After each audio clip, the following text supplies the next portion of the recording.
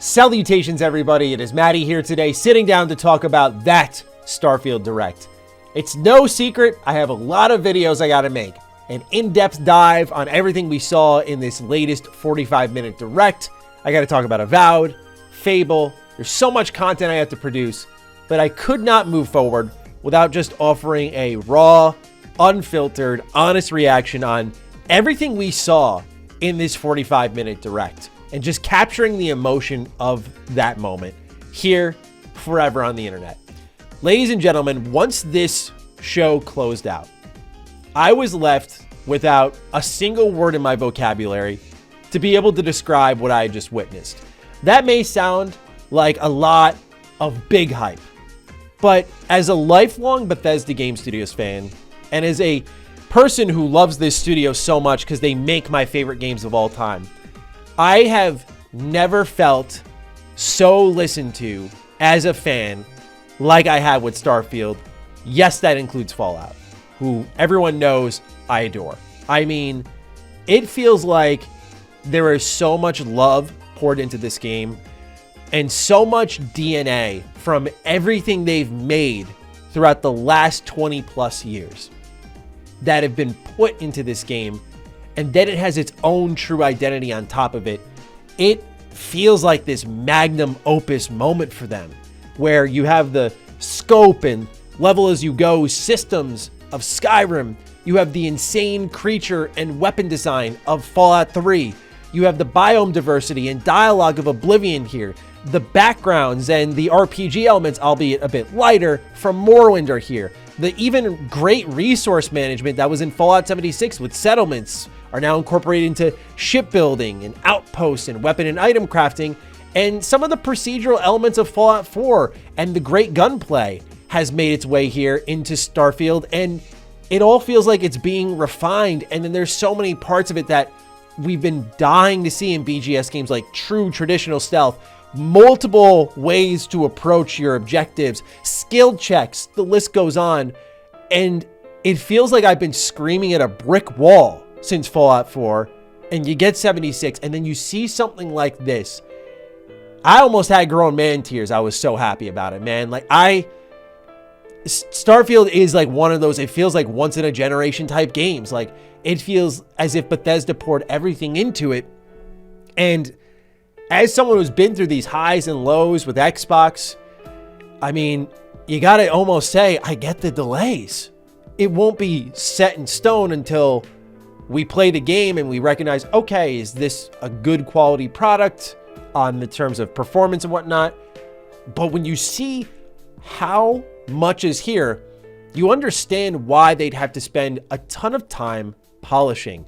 It's a game that is so massive, it almost, from my mind's eye, makes Skyrim look like a speck of dust in the terms of size. Obviously, it's not. But when you look at the you can do anything, be anyone approach that Bethesda has paraded around all of their games, Starfield feels like it is that. And again, it's so hard to, I hope I'm describing it well for all of you, find the words to express the enthusiasm, the relief, the absolute awe-inspiring nature of this game. And I just hope it can even deliver on a shred of the expectations I now have for it, because I've seen a lot of we do everything games, but outside of Elden Ring and to a lesser extent Cyberpunk, which I know is more of a hotter take, I really feel like we have not got something like this ever. And as I predicted before, and I'll say it again, I think Starfield's going to be that kind of game where it's like inescapable because it's making its way into the mainstream. And you're going to hear about it from people who you didn't even know paid attention to games at all, because they don't, because that's how popular Starfield's going to be. We'll see. But let's talk about the stuff that was in there now that I've kind of set the stage on the emotion and just the feeling I had watching this. Yeah, I just want to go all over the place here. I want to talk about space. I love space travel in games, but I've never played like Elite Dangerous. I never had like an infatuation with something like No Man's Sky. I prefer your space games like Mass Effect, where there's characters, there's humans, there's a story guiding me there. I don't like just the sense of exploration on its own. There are multiple elements that go within it. So the space exploration, I was very optimistic for based off stuff that had been told to us, but I just love the amount of detail that's been put into it. So an example of this is when they have this almost point system on how you shift your power in your ship to certain parts of it. So it's like, okay, you want to move it to your cannons, you're going to do more damage, but you're not going to handle as well. You want to move it to your grav jump, then you'll jump quicker, but you might leave yourself vulnerable. Do you want to move it to your handling? Then you'll turn around and chase other ships a little bit quicker. I mean, the moment-to-moment gameplay right there sounds like a game into itself. It sounds better than any gameplay system Bethesda's produced in the past. And it's just here in the ship, which is a major component, but just in the scheme of things, a component of the overall game. And then you look at the deep cuts that just go in on this game. The contraband scans, like he's landing on New Atlantis and they were scanning for contraband. I'm like, y'all, you can smuggle stuff on the planets? What? Like, that's so exciting, because you know why? A lot of people look at things online individually. They look at them, they go, hey, what's the big deal? You can smuggle stuff. It's about, if you've played these games, you know how many times we go back. And the idea that it's not just going to come down to gameplay builds. Like, oh, I want to be an archer, and it's the same thing. I want to be a warrior, and it's the same thing. The idea that there are moral decisions I can make throughout this game, and there are pathways at which I can pursue quests in different ways, is what makes the replayability everything for us. So I just love that they're leaning into that. And the contraband scans, among many other things I'll highlight, just scream that to me. Dock on enemy ships when you damage them enough and invade them and take out the people within them. I was like, dude, are you kidding me? You know, there was a book I read. It was called Star Wars Death Troopers. Definitely not like a super loved Star Wars book. It's about Star Wars zombies. I was in a zombie kick years ago, and I enjoyed it. It's a good read. But what I loved about it is it created this love of derelict spaceships and creatures crawling within them. And they were highlighting that. They're like, you can land on this space station. You can land on this UC cruiser, which is a warship. I was like, what? Dude, I love that, because it captures the idea of what's out there. And then you can bring anyone onto your ship and expand it with like new spaces. So back to what I said about the best elements of all these Bethesda Game Studios games, let's throw one more on top, shall we? The building elements of Fallout Shelter. Seriously, I loved how Fallout Shelter, you gradually expanded your vault and just put more and more rooms with more and more purposes and stuffed more people in there. And it just got bigger and bigger and bigger. And when you see that combined with all the options in the ships that you can make, and yeah, no doubt we're going to get what I would call some dick ships. They're going to turn cockpit into a reality, I believe.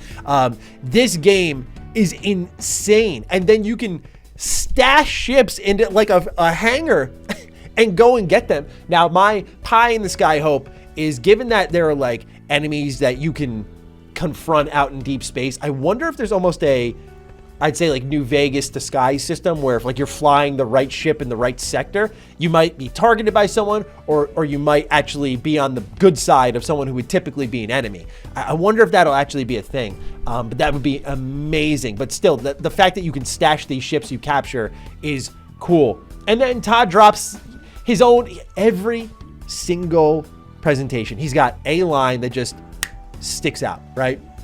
There was the 16 times the detail, bit him in the ass with 76. There was the it just works in Fallout 4. There was the you see that mountain, you can go there too moment with Skyrim, right? With Starfield, it was yes, you can visit it too when talking about the moon. And it was that moment of like, oh my God, I can just go there. Now we've seen that in other games, so it's like a little less exciting, but when you combine it all together, like the space stuff is exciting. But also it's what's on the ground, if you will, your character. I love how they highlighted how much a factor that backgrounds and traits play in solving issues. Like they even showed your parents, bro. They showed the adoring fan with the same haircut. Oh my God, just again, the vocabulary escapes me because I'm just like, as a Bethesda Game Studios fan and as just a fan of gaming, I'm just like, this is incredible. I am so enthused by what's here. And the adoring fan with what sounds like the same voice actor what a great callback. Put a immediate smile on my face. But just, I love how the skills as well in combat feel more like a supporting act to your build rather than the main driver, because there's so many other things that go into it, so many other choices around you. So it feels like every playthrough is different. Now, that could be for better or for worse. I'll get into how it could be for worse later on. I do have some cons, some complaints that I have. We'll get into those, but so much more positive to talk about. The cities that they showed off, some of the same ones that we've seen before. I wanted to see more locations. Was a smidge disappointed about that. It's like, okay, we know New Atlantis, we know Oculus City, we know Neon. These seem like the major hubs with a ton of content. They talked about New Atlantis being like their biggest city in the terms of content as well than anything they've done before. So I believe that. But I hope there's more beyond these three, because these seem like the big three. Good, that's fine. These are like your tent poles, but I wanted to see more pockets of civilization around that. But the cities we did see, like Neon especially, man, just Mass Effect, but a Bethesda Game Studios game. So again, you're speaking to me and my preferences. I love Mass Effect. It's one of my favorite RPG series, and I see these cities that are like that. And then honestly, New Atlantis reminds me of the Citadel.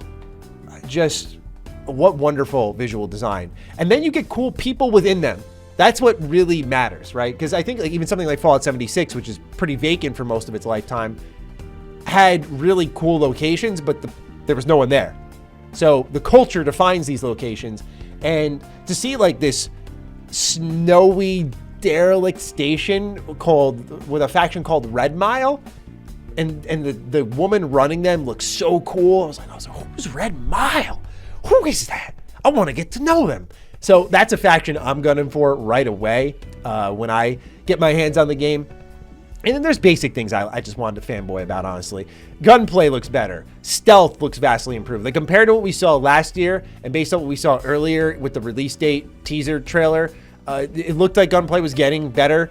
And yeah, it does. And I'm glad my worry about, oh, maybe it was A in 2022, just like a really bad showing of the Gunplay, or B, there was like a beginner gun. It seems like it was a mixture of both, because some of the later guns that they show were really unique, as I mentioned earlier, but also they looked like they fired better. They recoiled properly. It looked like they spent a lot more time refining it. It reminded me of maybe Cyberpunk, where Cyberpunk was surprisingly a really tight first-person shooter, and this is giving me those same vibes. It didn't have the kind of clunky, floppy recoil of maybe Fallout 4, which I don't think is bad at all, because the weapons are made of just all these random leftover parts, so I think it works. But here, with some of the futuristic weapons we saw, like a futuristic shotgun almost, oh man, so cool. But they looked like they handled better. And then classic Bethesda Game Studios stuff like companions seem to be getting a big focus here. They get unique skills that are attached to your ship, so I like that because it gives them purpose. They showed unique quest lines. They said there's romance. Vasco is customizable, kind of like the Automaton DLC from Fallout 4. Again, that feeling of all these BGS experiences being just piled into this game, I get it. I'm just like, this is their big game, man. And it's almost one of those moments where it's like Elden Ring. How does it fail? Can it fail? Well, we have maybe one thing that could trip it up. We'll see. And the only hope I really have outside of this that comes to the top of the dome is a pacifist mode. I think this would be great for people who just want to collect, resource hunt, build, and just mind their own business. And maybe that's where all these vacant planets are for.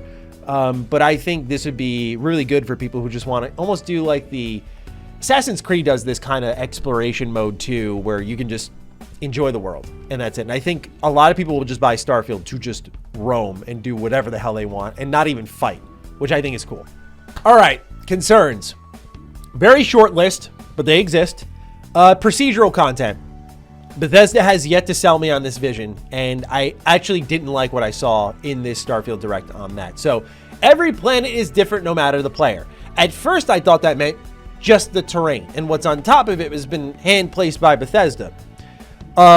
No, they showed right there in the trailer, there was this one panning shot where it was a character standing in the exact same spot, and there were two different locations in the same exact spot based off different playthroughs. And I like the idea. Every planet's different. So the stories we tell are different. And I imagine in these other pockets in the game are more handcrafted content. But what this feels like is we're taking the Preston Garvey settlement stuff and just blowing it up into planet-wide activities. And it also reminds me a bit of 76 in a bad way, where it feels like Bethesda almost missed what we love about their locations. It's not finding abandoned crash site. That's not just the exciting part, right? That stuff they have to know wears off. What's exciting is finding what they built. And when there's less of that, we all lose, I think. So I am not convinced on this procedural stuff. And it definitely is, to me, the ugliest looking part of the game. As in, I see it and I'm like, Even with a large diversity of this, I don't know how I'm going to feel about it. The question really is, which I don't know if I'm comfortable with, how well can they fool me? Can they fool me for long enough for me to not care? And is there a clear indication of when it'll be procedural and when it won't be? Because I get the scale and the scope and the open Bethesda galaxy instead of world, which is what we've been saying for a while.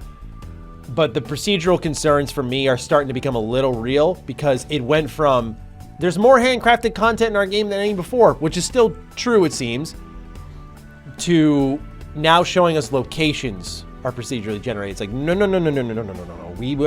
I did not want that. I'll keep an open mind. I'm curious how they fill them. They talked about coming in and doing environmental storytelling afterwards. So I just hope they don't procedurally generate that. Like that's losing touch with what fans want from you and doing quantity and scope over quality. So we'll see. Next, less of a con in certain ways, but also a con in certain ways, but definitely worth addressing. 5 days early access if you pay up. $35 premium edition upgrade. You get 5 days of early access. You get access to Starfield's Shattered Space story expansion. Thoughts on that in a moment. The Constellation skin pack, as well as a digital soundtrack and art book. Here's the interesting thing is the early access stuff. I've told people on Defining Duke. I've told people here. It doesn't make it better, but it's just more so you can prepare your body for it. With Xbox investing so much in the Game Pass and the tremendous success that was Forza Horizon 5's Premium Edition, yeah, they're going to do that more because people will pay for early access. You cannot look at something like Hogwarts Legacy, Diablo 4, and see how some companies, more I'd say if you look at Hogwarts Legacy, have avoided monetization in games by doing this early access model. So I'm not excusing Xbox of it personally. I just would rather this than some stupid let's say Creation Club or the marketplace we've speculated about isn't going to be here. But this is, I hate to say it, the price you pay with Game Pass. This is what's going to happen. They're going to monetize it in other ways. They're going to play on your FOMO. This is going to be the biggest game of the year. And it would be stupid for them to not do this. And it's very easy to tell you, just ignore it. But I think a lot of us watching this channel are going to be bending the knee. Still, $35. We're talking about that for the upgrade on top of the $70 game. Talking $100+ to get in nice and early. Now, you do get access to the expansion, but that's the other concern. It's like, already we're talking expansion? Like, okay, we have a plan for the game. And they say story expansion. Let's just hope the story concludes in a way that feels final. But anyway, ladies and gentlemen, otherwise, other major complaint here is going to be frame rate hitches. There were a decent amount of them in this showing, and we're 3 months away. And if now this year has taught me anything, that means this game's probably going to be dropping frames. And I find that to be not surprising because it is such an ambitious game, but I am not feeling super confident on the frame rate end of things, and that could destroy the conversation around the game, unfortunately. It looks like it's doing so much, though, and whether it be ignorant bliss or just pure enthusiasm, it's kind of just going to be in the back of my head for the time being, looking out for it. And otherwise, I am full speed ahead hype train. Very, very excited for what Bethesda Game Studios is crafting. And I just can't wait. I can't wait. I mean, the fact that we're 3 months away, I'm glad they did it this way, because the idea that we were thinking November, 5 months, like 3, it's like, okay, I think I can do that. I think I can do that. But, oh my gosh, this game looks amazing. It really does. Hats off to Bethesda Game Studios. And with that, ladies and gentlemen, that's all I got to say on Starfield. I got many more videos to pump out, so pardon me as I make my exit. With that, let me know what you're thinking about Starfield and everything we saw in this deep dive of gameplay. I'm looking forward to getting your thoughts. And with that, be sure to follow me on Twitter, follow me on Instagram. Those links are in the description down below. And a big thank you to all the patrons, all the members who continue to support the hell out of the content here. Stay sexy, stay active. I love you all. Peace.